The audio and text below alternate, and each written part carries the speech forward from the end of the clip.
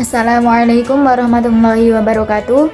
Perkenalkan, nama saya Rinda Sobirin, bisa dipanggil dengan Rinda, dengan NIM 240701025 dari Prodi Pendidikan Jasmani Kesehatan dan Rekreasi, Fakultas Keguruan Ilmu dan Pendidikan, Universitas Nahdlatul Ulama Sunan Giri. Saya di sini akan menjawab beberapa latihan soal berdasarkan buku Aswaja ini. Nah, berdasarkan buku Aswaja ini, pada bab ke-12 yaitu membahas tentang konsep Thariqah dan Islam di Indonesia. Nah, pada bab ini sendiri saya akan menjawab latihan soal pada nomor 2 halaman 146, yaitu apakah yang dimaksud dengan Thariqah. Nah, sedikit sejarah Thariqah adalah Thariqah di Indonesia diyakini sama dengan sejarah masuknya Islam ke Nusantara itu sendiri. Para sejarawan Barat meyakini Islam bercorak sufistik adalah salah satu hal yang membuat penduduk Nusantara yang semula beragama Hindu dan Buddha menjadi sangat tertarik kepada Islam. Nah, tradisi Hindu dan Buddha yang kaya dengan dimensi metafisik dan spiritualitas itu dianggap lebih dekat dan lebih mudah beradaptasi dengan tradisi Thariqah yang dibawa para wali. Sehingga perubahan besar itu pun berlangsung nyaris tanpa meneteskan darah sedikit pun. Ini berbeda dengan proses Islamisasi di India yang dilakukan secara besar-besaran. Melalui penaklukan dan tekanan, bahkan konon sedikit pemaksaan dengan senjata oleh para raja muslim seperti Sultan Mahmud Ghaza, Aurangzeb, Haidar Ali, Tipu Sultan, dan sebagainya. Namun hingga saat ini India terlebih setelah terbagi tiga dengan Pakistan, dengan Bangladesh dan Muslim. Islam tetap tidak berhasil secara masif menggeser Hindu sebagai agama mayoritas masyarakat. Besarnya pengaruh Thariqah dalam Islamisasi juga didukung dengan dari temuan sejarah bahwa sebenarnya Islam sudah masuk di Nusantara sejak abad ke-7 dan di Jawa sejak abad 11 Masehi. Namun sejauh ini tidak cukup signifikan mengubah agama masyarakat Nusantara. Islam saat ini hanya menjadi agama para pendatang yang berkumpul dalam komunitas-komunitas kecil di beberapa kota di pesisir Jawa, seperti di Leran, Gresik, Indramayu, dan Semarang. Sementara penduduk asli diceritakan masih hidup dengan agamanya, bahkan digambarkan dengan pola hidup yang kotor. Proses Islamisasi Nusantara secara besar-besaran baru terjadi pada penghujung abad 14 atau awal abad 15, bersamaan dengan masa keemasan perkembangan tasawuf akhlaki yang ditandai dengan munculnya aliran-aliran Thariqah di Timur Tengah. Fase itu sendiri telah dimulai sejak Imam Abu Hamid Muhammad Al-Ghazali wafat, yaitu pada 1111 Masehi, yang merumuskan konsep tasawuf moderat yang memadukan keseimbangan unsur akhlak, syariat, dan filsafat. Konsep itu diterima secara terbuka oleh kaum fuqaha yang sebelumnya menentang habis-habisan ajaran tasawuf falsafi yang kontroversial, dan dilanjutkan dengan bermunculnya pusat-pusat pengajaran tasawuf yang dipimpin oleh para sufi termuka seperti Syekh Abdul Qadir Al-Jailani, dan wafat pada 1166 Masehi, yang ajaran tasawufnya menjadi dasar Thariqah Qadiriyah atau Al-Qadiriyah wa Naqsabandiyah itu ya. Ada juga Syekh Najmuddin Kubro, dan wafat pada 1221 Masehi, Sufi Asia Tengah, pendiri Thariqah Kubrawiyah, Syekh Abu Al-Hasan Ali Asyadili, wafat pada 1258 Masehi. pendiri Thariqah Syadziliyah asal Maghribi Afrika Utara. Dan soal selanjutnya yang akan saya jawab adalah soal nomor 6 pada halaman 146, yaitu dengan soal sebutkan 3 di antara Thariqah Mu'tabarah di Indonesia beserta pokok-pokok ajarannya. Thariqah Mu'tabarah yang pertama di Indonesia adalah yaitu Thariqah Syadziliyah, yaitu di antara sekian banyak thariqah yang berkembang di Indonesia adalah Thariqah Syadziliyah.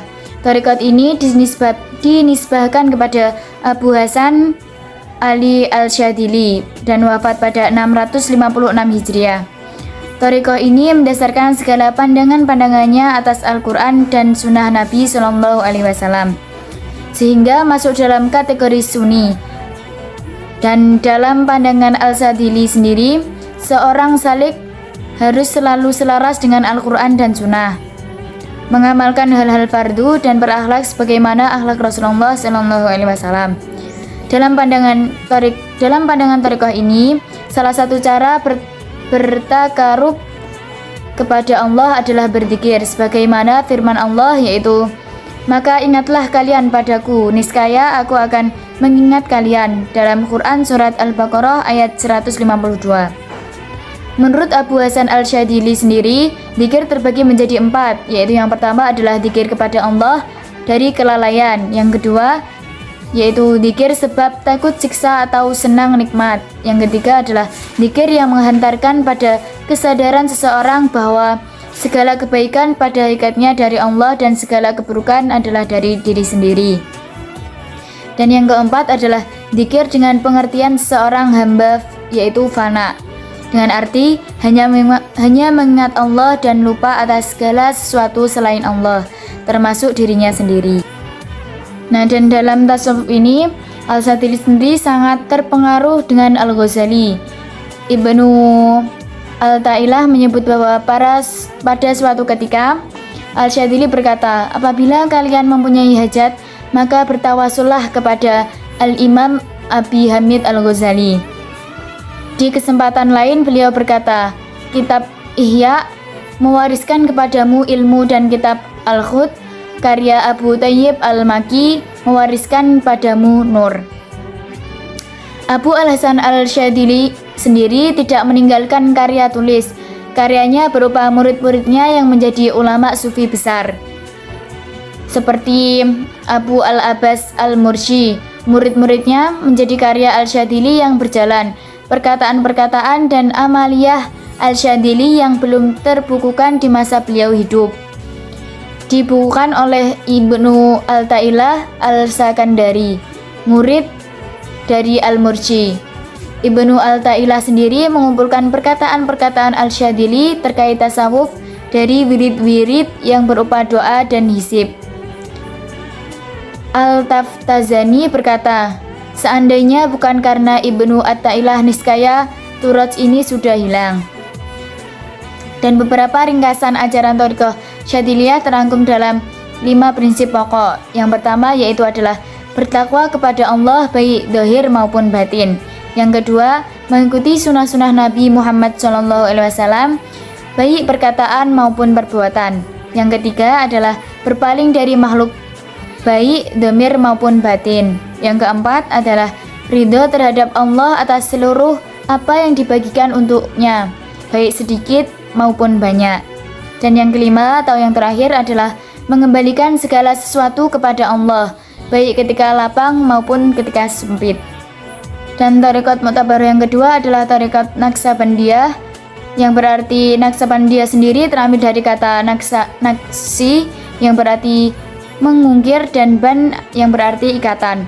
Para pengikut Thariqah ini menisbahkan Thariqah ini kepada Abu Bakar Asy-Siddiq dan yang wafat pada 13 Hijriah, sahabat yang menjadi khalifah Rasulullah SAW dalam ilmu dan hidayahnya. Meskipun begitu, pondasi-pondasi Thariqah ini terbangun oleh 4 orang. Yang pertama adalah Salman Al-Farisi yang wafat pada 33 Hijriah.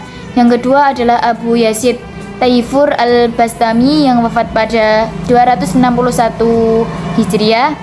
Yang ketiga adalah Abu Al-Khaliq Al-Ghadawani yang wafat pada 1179 Masehi. Yang keempat adalah Muhammad Bahauddin Al-Uwaisi Al-Bukhari yang dikenal dengan Syekh Naksaban yang wafat pada 791 Hijriah. Thariqah ini semenjak berdirinya dikenal dengan beberapa nama dan para era Abu Bakar As-Siddiq sehingga era Abu Yazid Al-Bastami dikenal dengan nama Siddiqiyah. Pada era Abu Yazid hingga era Abu Al-Khaliq Al-Ghadawani dikenal dengan nama Taifuriyah, dan pada era Al-Ghadawani hingga era Muhammad Bahauddin dikenal dengan nama Al-Khawajakaniyah, sebab beliau memasukkan penutup dzikir yang dikenal dzikir Khawajakan. Setelah itu mulailah era Muhammad Bahauddin hingga sekarang. Thariqah ini dikenal dengan nama Naksabandiyah. Di antara metode wusul ilallah dalam thariqah ini adalah yang pertama rabit, yang kedua muraqabah, dan yang ketiga adalah dzikir. Dan thariqah mutabaruh yang ketiga adalah thariqah Al-Qadiriyah. Thariqah ini didirikan dan diberi nama sendiri oleh Syekh Abdul Qadir Al-Jailani yang wafat pada 561 Hijriah. Dan maksud dari Al-Qadiriyah adalah Syahib Al-Hal Al-Qadiri, yakni seorang salik yang bertakaluk dengan sifat Allah Al-Qadir. Syekh Abdul Qadir Al-Jailani sendiri berkata, yaitu, saya adalah Sahib Al-Hal Al-Qadiri, seorang hamba bagi Zat yang Maha Kuasa. Aku dijuluki Muhyiddin dengan arti orang yang menghidupkan agama. Aku berasal dari Jilan. Nah, itu adalah perkataan dari Syekh Abdul Qadir Al-Jailani. Nah, beberapa kewajiban yang harus dilakukan pengikut thariqah ini sehingga sah menisbahkan diri mereka pada thariqah Al-Qadiriyah adalah: yang pertama ada i'tiqad dan amal sesuai dengan Al-Quran dan As-Sunnah Al-Nabawiyah. Yang kedua, takwa dan taat kepada Allah baik zahir ataupun batin. Yang ketiga, tunduk pada Allah dalam setiap keadaan seraya bertawakal dalam setiap perbuatan, gerak dan diam. Yang keempat, mengikuti Rasulullah Shallallahu Alaihi Wasallam. Yang kelima adalah senantiasa menjaga batin dan dari menoleh kepada selain Allah dalam segala perbuatan.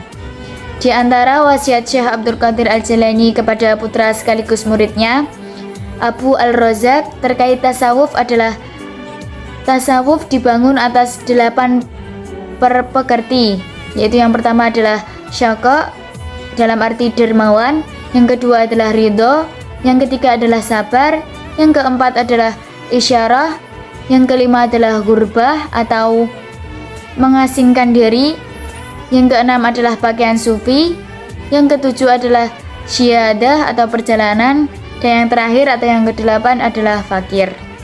Nah, penjelasan tadi adalah pokok penjelasan dari 3 thariqah muktabaroh di Indonesia beserta pokok-pokok ajarannya.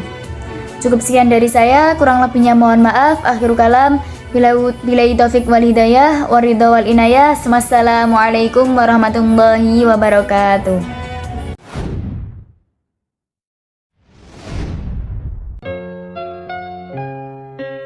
Sadarkah aku yang berjalan dalam kehampaan, terdiam, terpana